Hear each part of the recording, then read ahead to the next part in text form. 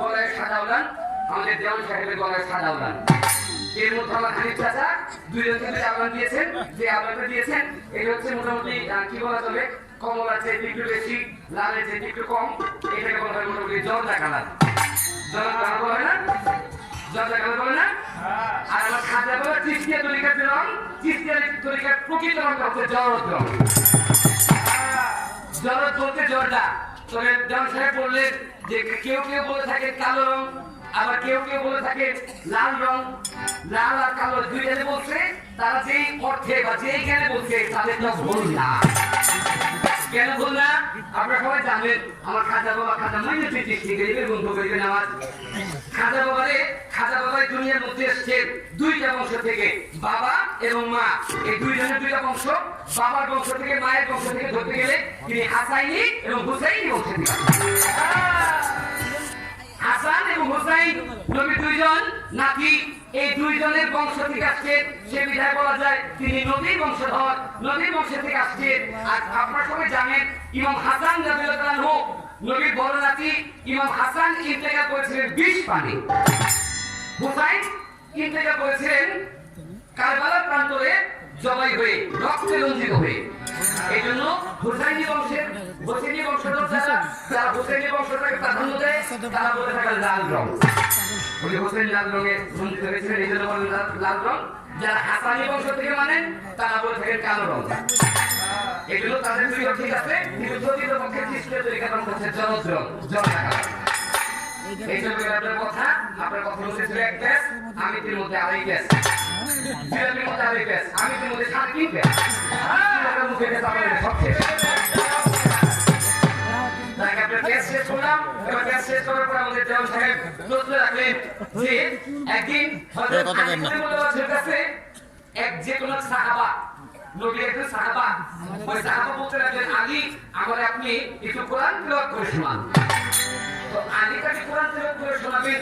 আলী তাকে বারবার তেলাওয়াত করে শোনাচ্ছিলেন সূরা আলহামদুলিল্লাহ, সূরা ফাতিহা বলা হয়। তো ওই সাহাবা বললেন যে আলী আপনি তো নবীর সাহাবা, 114টা সূরা, 114টা সূরার মধ্যে আপনি শুধু বারবার আপনাকে বললাম যে আপনি আমাকে একটু কোরআন তেলাওয়াত করে শোনান, আপনি আমার বারবার সূরা ফাতিহাতে শুনাইতেছেন। সূরা ফাতিহা আমরা সবাই জানি। তখন আলী বললেন এই ভাই তুমি কি জানো কোরআনের সারমর্ম, মানে কোরআনের যে মূল অর্থটা, এই পুরো কোরআনটার অর্থটা কোন সূরার মধ্যে আছে? বলেন না। হযরত আলী বলেন আজকে জেনে রাখো কোরআনের সারাংশ হচ্ছে সূরা ফাতিহার মধ্যে। কারণ সূরা ফাতিহার 18টা নাম, 18টা নামের মধ্যে একটা নাম হচ্ছে উম্মুল কোরআন, মানে কোরআনের মা। পুরো কোরআনটার মা হচ্ছে সূরা ফাতিহা। এবার জেনে রাখো কোরআনের সারমর্ম হচ্ছে সূরা ফাতিহা। সূরা ফাতিহার সারমর্ম কি জানো? বলে কি? বলে সূরা ফাতিহার সারমর্ম হচ্ছে বিসমিল্লাহর মধ্যে। এবার জেনে রাখো বিসমিল্লাহর সারমর্ম কি জানো? বলে কি? বলে বিসমিল্লাহর সারমর্ম হচ্ছে ওই বে হরফটা। বিসমিল্লাহর বে হরফটা হচ্ছে পুরো বিসমিল্লাহর সারমর্ম। ওই বে হরফের সারমর্ম কি জানো? বলে কি?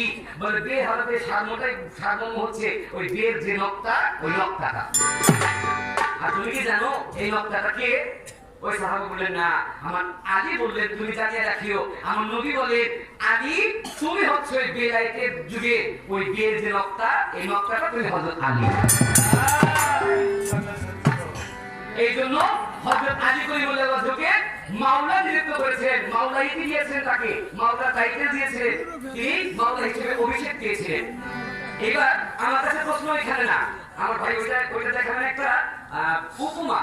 আমার কাছে প্রশ্ন করলেন যে কেন আপনি বলবেন তাহলে আপনার বেলায়েতের সারমর্মটা কি? আসলে সারমর্ম বলতে কি জিনিস এটা যদি আমরা বলতে যাই, একটা পাত্রের মধ্যে আপনি 5 মণ দুধ রাখেন, 5 মণ দুধে আপনি যখন ঘুরবেন এই 5 মণ দুধ থেকে কিছু মাখন বেরোবে। 5 মণ দুধের থেকে 5 মণ মাখন বেরোবে না, 5 মণ মাখন বেরোবে না। 5 মণ দুধ থেকে বেরোবে বেশ কিছু ছানা, ওই ছানাটাকে ঢাকলে ছানা থেকে বের হবে কিছু মাখন। ওই যে মাখনটা এই 5 মণ দুধের সারাংশ হচ্ছে ওই মাখন। ঠিক তেমনি আমার ভাই এক প্রশ্নের মধ্যে মানে সাধারণ বলে যার কথা কমু, এই সাধারণের কথা একবারই প্রশ্ন করছে বেলায়েতে সারমর্মটা কি? সালাদ ভালো, সালাদ খারাপ না, সালাদটা খারাপ না, ভালো সালাদ। চিন্তা করছেন যে আজকে কেমন যেহেতু কথা বলতেছে ওর বন্ধুরা খবর গেছে প্রশ্ন করি কারণ খালি কথাগুলো কথা বলবো কিসের বলবো আমি খালি গান গাওয়ার টাকা নিব ভালো তোমার অনেক ভালো লাগছে সবচেয়ে বেশি ভালো লাগছে ছেড়ে দে নৌকা মাঝি যাবো মদিনা এবার তুলে দে এনে ঘর তুলে দে এনে ঘর তুলে দে এনে ঘর তুলে দে মাঝি হেলা করিস না ছেড়ে দে নৌকা আমি যাবো মদিনা গান গাইছে না আপনারা বন্ধু নৌকা দিয়ে মদিনা নাম দেবো কেউ যাও যাবে নৌকা দিয়ে মদিনা যাওয়া সম্ভব না যদি কেউ মক্কায় হজ করতে যান এখন বর্তমানে এরোপ্লেন দিতে হবে তো যারা সাহেবটা কি মনে করে নৌকা দিয়ে হ্যাঁ মদিনা যাবো এই মরুভূমির মধ্যে নৌকা রাস্তা দেখে তবে আপনি আগে ছোট্ট একটা গান করি গানের পর চেষ্টা করবো বেলেটা পকেটে একটা গান করে এরপরে দাদা ভাই প্রশ্নের উত্তর করে দেওয়ার চেষ্টা করবো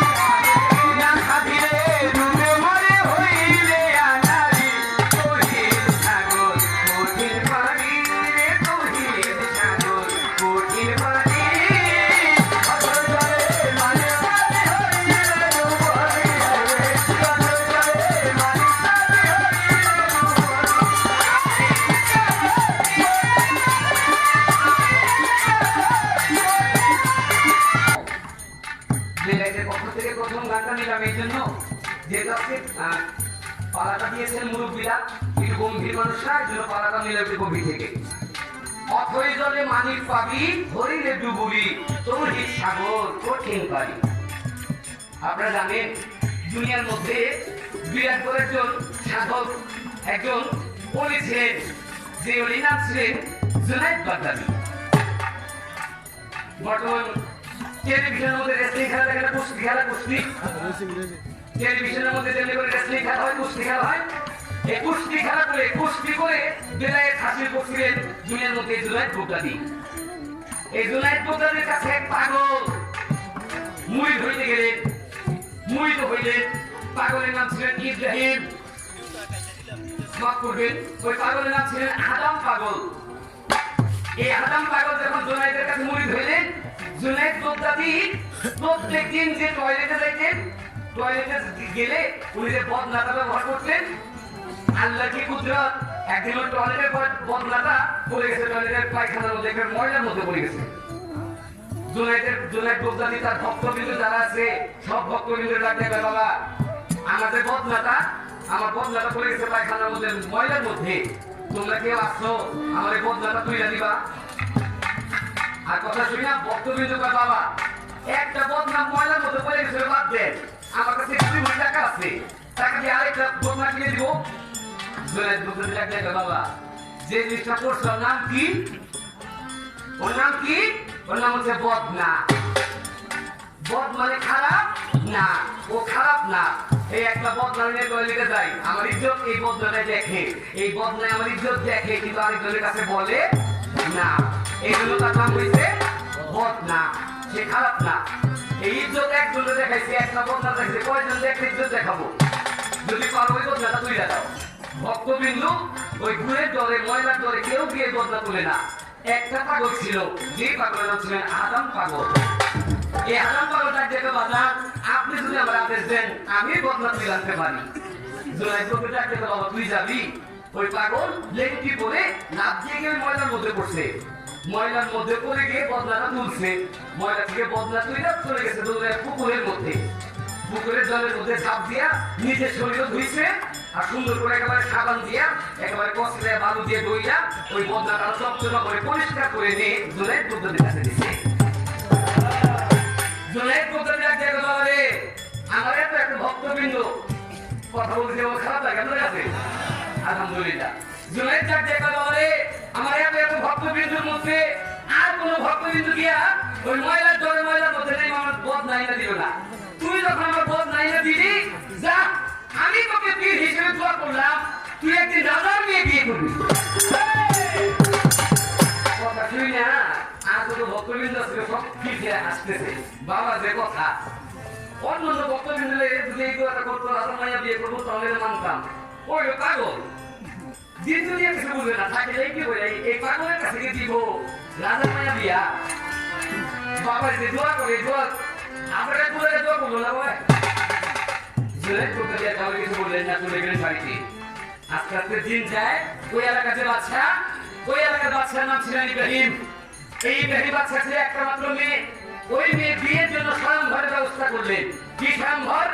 আমার মেয়ে একটা ফুলের মালা নিয়ে দাঁড়িয়ে থাকবে, যত রাজার ছেলেরা আসো আমার দরবারে আসবা, যেই রাজার ছেলের দেখে আমার মেয়েটার পছন্দ হবে, আমার মেয়েটা যেই রাজার ছেলের দেখে পছন্দ করে তার গলার মধ্যে ফুলের মালা দিবে, ওর সাথে আমার মেয়ের বিয়ে হবে। সুন্দর সুন্দর পোশাক আশাক পইরা, তরকাটা ঘোড়া নিয়ে, হাতি সৈন্য সামন্ত নিয়ে অন্যান্য রাজার ছেলেরা রাস্তা দিয়ে যায়।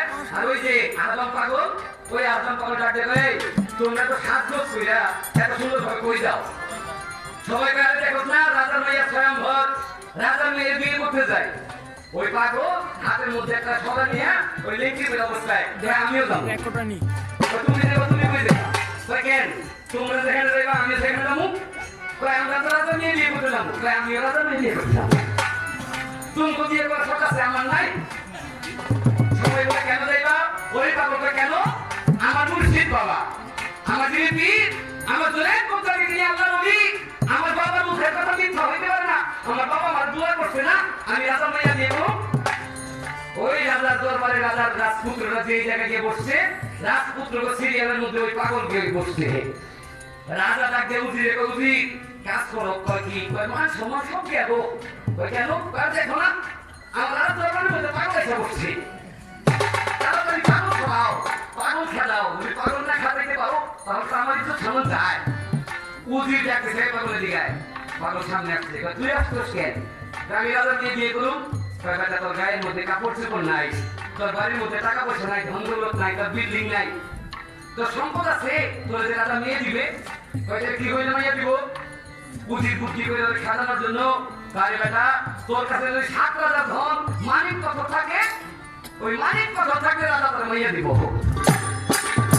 রাজার মানিক কত মাইয়া দিব আচ্ছা ঠিক আছে তোমরা দাঁড়াও আমি কে মানিক কত ধরে আনি আর বুঝলে সবাই তোর মাথা খারাপ 7 রাজার ধন 1-2 রাজা না 7 রাজার ধন একত্রিত করে যা হয় তাহলে একটা মানিক পাথর ও বলে মানিক পাথর নিয়ে আইবো ওই পাগল 2 কদম গেছে আবার বিরাজ ওজি মানিক পাথর তো নিয়ে আমু তো রাজা নিয়ে বিয়ে করতে কয়টা লাগবো কি কয়টা লাগবো মানিক পাথর মানিক কয়টা লাগবো আর বুঝি দেখতে কানে বাবারে কয়টা না তুই একটা নিয়ে আয় তুই কোনো রকম একটা নিয়ে আয় তাহলে তোর রাজা নিয়ে দিবে ওই পাগল কথা শুনে দেখতে বুঝি আবার 2 কদম গেছে গিয়ে আবার বিরাজছে বুঝি এই মানিক পাথরটা আনো তুমি আগে আমার বলতো মানিক পাথর পাওয়া যায় কই বুঝলি মাথাটা নষ্ট মানিক পাথর পাওয়া যায় কই তাই জানি না মানিক আনতে যায় আচ্ছা মানিক কোথায় পাওয়া যায় জানো কোথায় মানিক পাওয়া যায় সাগরের তলদেশে সাগরের যে পানি সাগরের পানির তলে সাগরের তলদেশে পাওয়া যায় মানিক ওই পাগল কয় বুঝি তোমরা কিন্তু মাইয়া রাখো আমি আইতাছি মানিক নিয়ে আসতেছি 2 কদম গেছে আবার দৌড়ায় ফিরে আসছে এই বুঝি আমি আসতে আসতে যদি মাইয়া জলের কাছে দিয়ে দাও তাহলে এক কাজ করো কি কাগজ কলমে লেখা দাও যে আমি মানিক পাথর আনলে আমার রাজা মাইয়া দিয়ে দিবা বুঝি দিয়ে বাচ্চা কি করো বাচ্চাটার কোন রকম লেখা লিখে দিয়ে পাগল বিদায় করো পাগলের বিদায় করো বুঝি লিখে দিয়েছে যদি পাগল মানিক পাথর আনতে পারে এই পাগলের কাছে রাজা মেয়ে দিয়ে দেওয়া হবে কাগজে লিখে দিচ্ছে কাগজ ওই পাগল নিয়ে হাঁটতে হাঁটতে চলে গেছে সমুদ্রের পাড়ে গিয়া সমুদ্রের পাড়ে যে বালু এই বালু যে একটা বাউন্ডারি দিচ্ছে বাউন্ডারি দিয়া বলে শামুকের যে চারা নিয়ে পানির মধ্যে নাম বসছে দাঁড়াইছে পানির মধ্যে দাঁড়ায় পিছন দিকে ওই শামুক পাথর দিয়ে পানি খেয়েছে সাগরের পানি আস্তে আস্তে করে মারে আবার গড়িয়ে সাগরের পানি সাগরে আসে যেদিকে পানি মারে আবার গড়িয়ে পানি সাগরে আসে আর এদিক দিয়ে আমার আল্লাহ ডাক দিয়ে বলে জিবরিল তুমি দেখছো পাগলের মনে কত বিশ্বাস মানুষ বলে বিশ্বাসে বস্তু মিলে অবিশ্বাসে কখনো মিলে না বিশ্বাসে বস্তু মিলে তর্কে বহুদূর তর্কে করলে বস্তু মিলে না মধ্যে বিশ্বাস হতে যাও জিবরিল তুমি আমার পাগলের কাছে একটা মানিক পাথর নিয়ে দিয়ে আসো আর আল্লাহর হুকুমে জিবরিল তার হাতের মধ্যে একটা মানিক নিয়ে আসছে এই পাগল কি করস পাগল করে আমি ওই সমুদ্রের পানি খেয়েছি কেন মানিক পাথরের জন্য ওই পাগল ডাকতে বলে দেখ পাগল জিবরিল ডাকতে বলে দেখ পাগল পাগলের মধ্যে আমার আল্লাহ নিহিত আল্লাহ তার কোরআনের মধ্যে বলে না ফাকরি আমি আল্লাহ ফকিরের ভেদ ফকির আমি আল্লাহর ভেদ তাই আল্লাহ পাগলকে অনেক ভালোবাসেন আল্লাহ তোর ভালোবাসা তোর জন্য একটা মানিক পাথর পাঠিয়ে দিচ্ছে ওই পাথর মানিক পাথর কয়েকটা দিছে ওই মানিক পাথর নিয়ে পাগল হাঁটতে হাঁটতে গেছে ওই ইব্রাহিম রাজার দরবারে ইব্রাহিম রাজার দরবারে গিয়ে দেখে যত লোকজন দিয়ে আনন্দে তারা নাচানাচি করবে কি তাদের সবার চোখে পানি পাগল মানিক পাথর নিয়ে কি ব্যাপার আমার কাছে মাইয়া দিবা না রাজা মাইয়া দিয়ে দিবা না তোমরা কান্নাকাটি করো কেন বুঝি যাকে বলে পাগল রে তোরে তো বলছিলাম রাজা মাইয়া বিয়ে দিব কিন্তু যেদিন রাজা মেয়ে বিয়ে ওই দিন একটা বিষধর সাপ দংশন করে রাজা মেয়েটাকে মেরে ফেলছে রাজা মেয়েটাকে মেরে ফেলছে মরা মাইয়া নিয়ে কি করবি পাগলে ডাক দিয়ে আমার কাগজের মধ্যে লেখা দিছো রাজা মাইয়া দিবা রাজা মাইয়া জীবিত দিবা না মরা দিবা এটা তো এখন নাই জীবিত দিবা না মৃত দিবা সেটা তো এখন নাই আমাকে বলছে রাজা মেয়ে দিবা যে অবস্থায় আছে মরা না মরা হোক আমারটা মরছে তো মরবি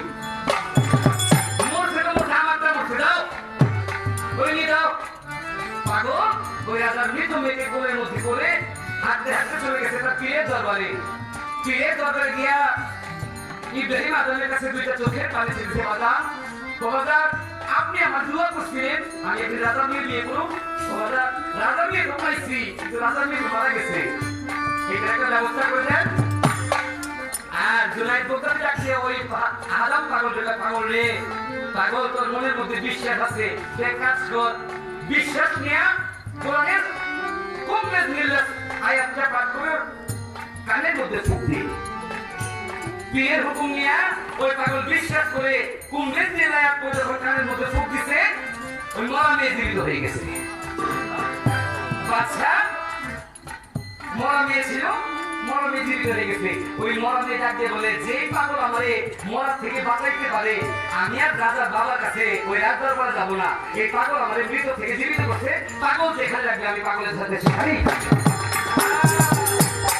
রাজার মেয়ে চলে গেছে জঙ্গলের মধ্যে পাগল জঙ্গলের মধ্যে একটা খড়কুটা ঘর বানায় রাজার মেয়ে নিয়ে থাকে আর ওই রাজা ইব্রাহিম রাজা একদিন জঙ্গলের মধ্যে হরিণ শিকার করতে গিয়েছিলেন গিয়ে দেখা জঙ্গলের মধ্যে হরিণ নাই ছোট একটা বাচ্চা ওই বাচ্চাটা দেখতে খুব সুন্দর ডাকিয়ে বাচ্চা বলে বাবা তোমার নাম কি আর ওই বাচ্চা ডাকতে বলে আমার নাম হচ্ছে ইব্রাহিম তোমার নাম হচ্ছে ইব্রাহিম আমি আর রাজা আমার নাম হচ্ছে ইব্রাহিম তোমার বাবা মা কি বলে আসলে আমার বাবা মা দেখাই ডাক দিয়ে নিয়ে যখন গেছে তার বাবা মার কাছে গিয়ে দেখে ওই যে আদম পাগলের যে রাজা মেয়ে বিয়ে করছিল তাদের ঘরে ছোট্ট একটা বাচ্চা হয়েছে আর রাজা তার মেয়েকে দেখা দুইটা চোখের করে ছেড়ে দিছে মেয়েও বাবারে গিয়ে ধরে ধরছে বাবা বাবা কই মা তুই না মারা গেছিলি আর ওই মেয়েটা গিয়ে রাজার কাছে বলে বাবা আমার যেই পাগল জীবন দান করছিল আর ওই পাগলের সাথে জঙ্গলের মধ্যে থাকি ওই পাগলের নাম ছিল আদম আর ওই পাগল ওই রাজার মেয়ের বাবার ওই মেয়ের বাবার নামের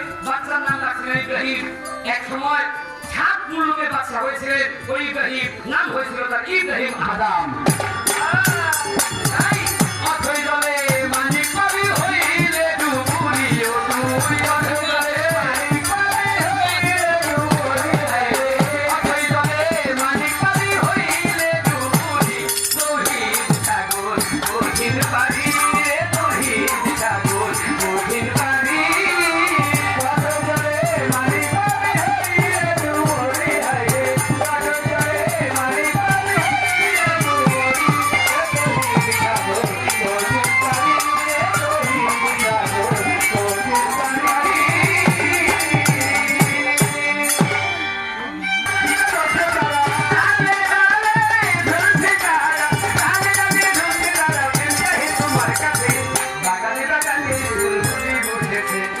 বাগানে বাগানে বুলবুলি বসেছে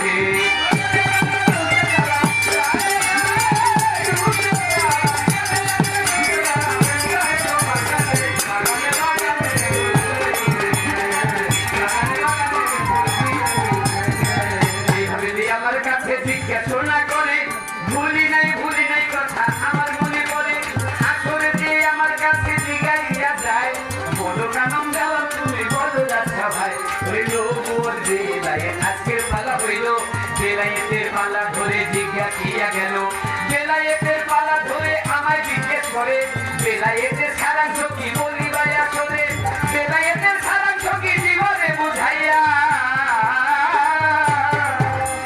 তাহার কথাই আসলে তে বলিব খুলিয়া এইভাবে তে সবাই মিলে থাকিলে নীরব আমাদেরও মনের কথা বলা যাবে সব এইভাবে তে সবাই মিলে থাকিলে নীরব রজব কাননের মনের কথা বলা যাবে সব আর যদি কেহ চলাফেরা কইরা করেন গন্ডগোল আমাদের পবিত্রের মাঝে হইতে পারে ভুল আমাদের পবিত্রের মাঝে ভুলে গেলে হইয়া আসলে যে ভাবের কথা যাই বলে ভুলিয়া আমার কাছে যেই ভাবেতে জিজ্ঞাসা না করে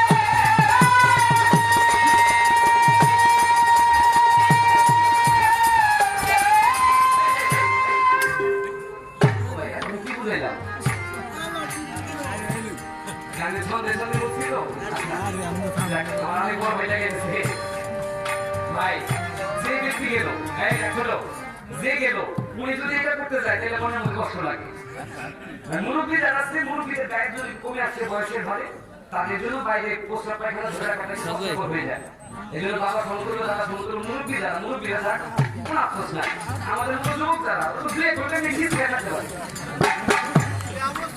হ্যাঁ মুরব্বী যারা তারা যাক বয়স যারা যুবক যারা দয়া করে গানে কোনো চলাফেরা করবে না এইবার আমি তাহার কথা জবাব দিতে চাই আসলে যে প্রশ্ন করলেন ভাবেই গোছাই ওরে বেলাইতে সারাংশ কি বলে বোঝাইয়া আসলে যে তাহার কথা বলিব বেলায়েতে সারাংশ প্রেম ভবে হইল প্রেমের সারাংশ কলম লইয়া গেল বেলায়েতে সারাংশ প্রেম ভবে হইল বেলায়েতে সারাংশ মহাব্বত হইল মহাব্বতের সারাংশ কলম যে হইল কলমের সার অংশ লামকাম হয় লামকামের ফলে আমার আল্লাহর পরিচয় তাই আল্লাহর পরিচয় যে ভবে গেল পাইয়া বেলায়েতে সারাংশ যে গেল পাইয়া বেলায়েতে সারাংশ হচ্ছে প্রেম বাংলায় বলে প্রেম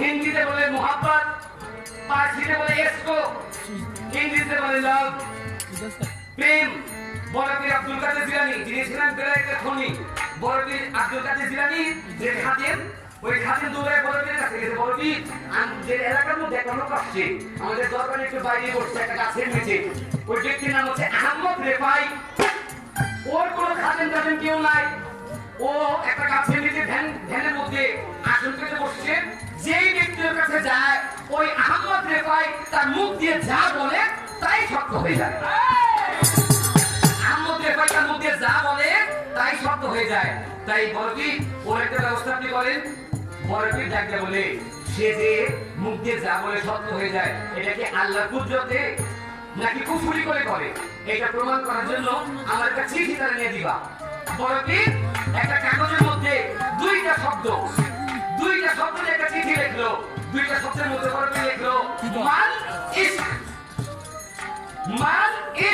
যার বাংলা অর্থ আছে মান শব্দের অর্থ কি ইশক শব্দের অর্থ প্রেম প্রেম কি বড়পীর একটা কাগজের মধ্যে প্রেম কি লিখে এই যে একটা ভাঁজ করে খাদেম নিয়ে বলে খাদেম তুমি ওই আহমদ রেফাই নিয়ে কাগজটা দাও আর খাদেম যখন আহমদ রেফাই হাতে কাগজটা দিছে আহমদ রেফাই ওই কাগজটা খুলে শুরু করছে প্রেম কি এই প্রেম যে কি বাবা যারা আমার আল্লাহরে ভালোবাসে যারা নবীরে ভালোবাসে তারাই জানে যে নবী আল্লাহ নবী তাদের কাছে কি যারা পীরকে ভালোবাসে যে ভালোবাসে সেই জানে পীর তার কাছে কি ভালোবেসেছিলেন নাম ছিল কায়েস ওই কায়েস ভালোবাসলেন দুনিয়ার মধ্যে লাইলিকে যাইয়া সবাই কায়েসকে পাগল বলে মজনু বলে ডাকতো বলিব খুলিয়া সবাই ডাকতো মজনু মানে পাগল মজনু তার নাম না নাম হচ্ছে কায়েস কারণ কায়েস রাস্তার মধ্যে বন্ধু বান্ধব দিয়ে দাঁড়ায় আছে রাস্তা থেকে কুকুর হাইতে যায় কায়েস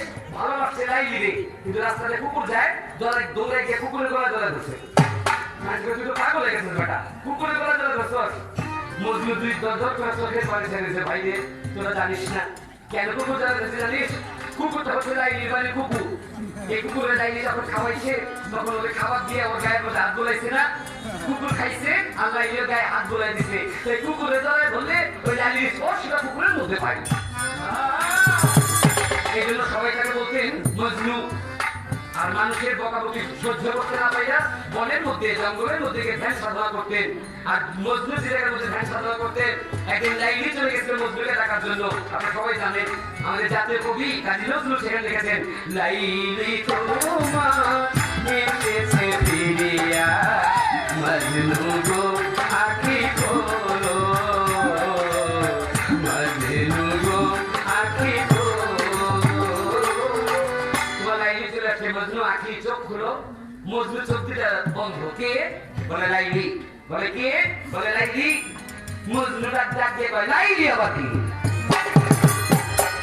লাইলি আবার কে সবাই বলে কেন যেই লাইলির ভালোবাসা তুমি আজকে মজনু পাগল হয়ে গেছো সেই লাইলি মজনু চোখের পানি ছেড়ে দিচ্ছে লাইলি রে তুমি ভালোবাসা একটা নাম পেয়েছিলাম লাইলি লাইলি লাইলি লাইলি লাইলি চোখতে চোখতে আমি এখন চিনে গেছি লাইলা কিল্লে লাগে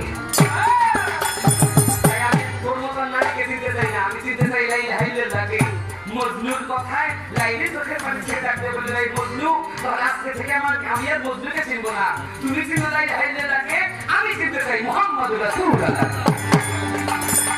পবিত্র প্রেম যে প্রেম পাইছে আল্লাহ রাসূল আর আমাদের বর্তমান যে যুগে বাবা দুইটা ছোটরা ফুল পদা দিয়ে প্রেম হয় এই প্রেমে আল্লাহ রাসূল পাওয়া সম্ভব না কারণ এই প্রেম হচ্ছে রূপের প্রেম চোখের প্রেম মনের প্রেম না তাই বেলায়েতে সার্বম হচ্ছে প্রেমের মধ্যে আর প্রেমের সার্বম হচ্ছে কালবের মধ্যে আছে আপনার হৃদয় যদি না থাকে মন যদি না থাকে আপনি ভালোবাসবেন কি দিয়া ভালোবাসা কিছু আছে তাই মনটার এই ভালোবাসাটা দেহের মধ্যে থাকে, কাল্পের মধ্যে।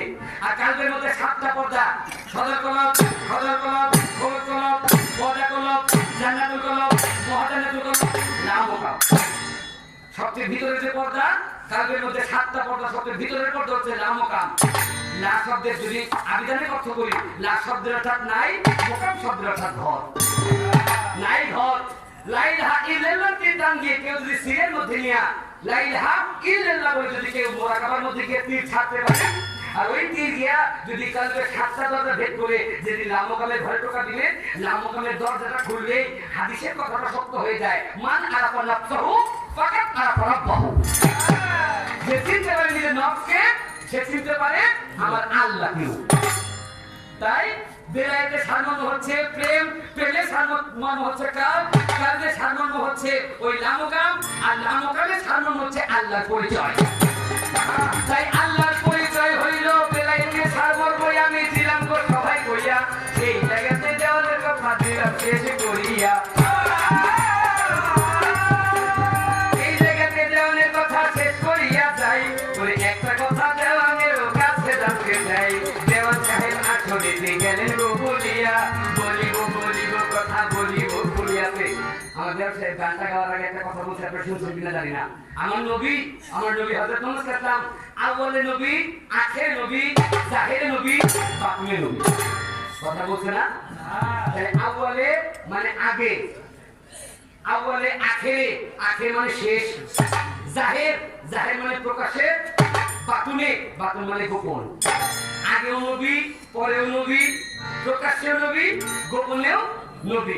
ভাই যদি আপনি বলেন জাহেরি নবী, প্রকাশ্যের নবী আছে, বাতুনেও নবী আছে, যদি এই কথা বলেন, তাহলে পরে যেমন একটা গান গাইলেন, দয়ার নবী মায়ার নবী কোথায় গেলেন লুকাইয়া। আপনার কথা বলে তো আমার প্যাঁচ লেগে গেল। প্যাঁচ লাগে না? আপনি বললেন নবী জাহেরে আছে, আবার আপনি বলছেন নবী আপনি বই আমি তো আপনার দেখি না। দুইটা যদি দাম সব আপনি বানানি কমুখী। জাহেরে নবী, নবী ভাই জানে কিভাবে লুকাইয়া রয় আমার দিলের গল্প ছাইয়া। এই জায়গাতে একটা প্যাঁচ গেলাম তো রাখিয়া। আরে কথাই আসলে যে আমি জানতে চাই, ছোট্ট একটা কথাই আপনি বলিবেন কোথায় আছে। আজকে যেখানে গান করতেছি, এই গানটা করার আজকে উরসটা হবে। এই উরসটার জন্য গান কমিটি যারা আছে তারা মোটামুটি আজকে থেকে 1 মাস বা 1.5 মাস বা 2 মাস আগে সবাই মিলে একটা মিটিং করছে না? সবাই মিলে একটা মিটিং করছে। এই মিটিং এর মধ্যে তারা গায়ে বায়না করবো, এই বায়না করলে বাংলাদেশের ভালো লাগলে শিল্পী রজতযন্ত্র বায়না কর। রজতযন্ত্র একজন তো গান দিতে পারে না, রজতযন্ত্র গান আনু, রজতযন্ত্র গান জ্ঞান বলি যে একটা কাছে পিসি কাছে আনন্দ এটা মিটিং হয়েছে না একটা। এই যে করে ওই মিটিং এর মধ্যে দুইজনে নিযুক্ত করছে, জন সাহেব আপনার কাছে ছোট্ট করে জানেন আপনি বলবেন, এই যে নবুয়ত, নবী আদমের দেহের মধ্যে রূহ দেওয়ার আগে নবী নবুয়ত পাইছে। এই যে নবীর কাছে যে নবুয়তটা দিব, এই নবুয়ত সম্পর্কে আল্লাহ নবীর নবুয়ত দেওয়ার আগে একটা মিটিং করছিল। আপনার কাছে ছোট্ট করে জানার বিষয়, মিটিংটা করছিল কোন জায়গায়? এই মিটিং এর মধ্যে গান কমিটির মিটিং, এই গান কমিটির মিটিং এর মধ্যে গান কমিটি যারা সবাই উপস্থিত ছিলেন। আপনার কাছে আমার জানার বিষয়, আল্লাহ যে মিটিং করছিল, এই মিটিংটা করছিল কাগরিয়া। সেই মিটিং এ ওই সদস্য ছিল কয়জন, মিটিংটা করছিল কোন জায়গায়, আর মিটিংটা করছিল কি বিষয়টা নিয়ে। এই তো আমার একটি কথা